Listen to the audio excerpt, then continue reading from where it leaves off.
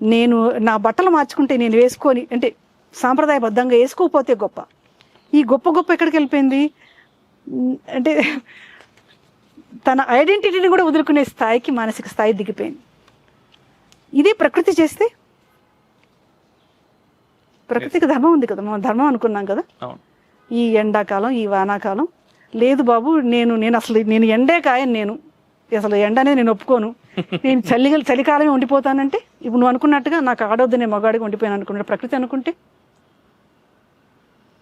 చెప్పే లేరమ్మా. లేదు, చాలా వికృతమైన పోకడలు. ప్రత్యేకించి ఈ సోషల్ మీడియా అంటే మనం అనుకున్న ఒకప్పుడు గోడకు ఉండేది, ఇప్పుడు చేతిలోకి వచ్చింది. దీనికి ఒక పరిధి లేదు. అది ఏమి చూస్తున్నారో తల్లిదండ్రులకి లేదు, ఎవడైతే చేస్తున్నాడో వాడికి ఏం కావాలమ్మా, వాళ్ళకి సంపాదన కావాలి. వాడు పోనీ వాడు అలా ఉంటాడు, వాడు బాగుంటాడు, మళ్ళా వీళ్ళు పాడవుతున్నారు. ఈ విచక్షణ తెలుసుకోగలిగితే నువ్వు ఎవరినైతే రోల్ మోడల్గా తీసుకుంటున్నావో వాడు నిజానికి ఎలా ఉన్నాడు, వాడు నటన ఏంటి, నీ యాక్చువల్గా జీవితం ఏంటి తెలుసుకోగలిగితే ఇవన్నిటికీ మనం కట్టడి చేయవచ్చు.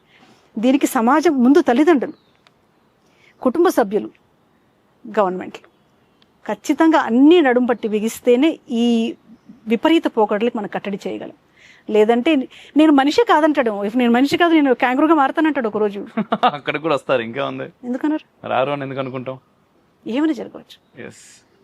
విపరీత పోకడలు.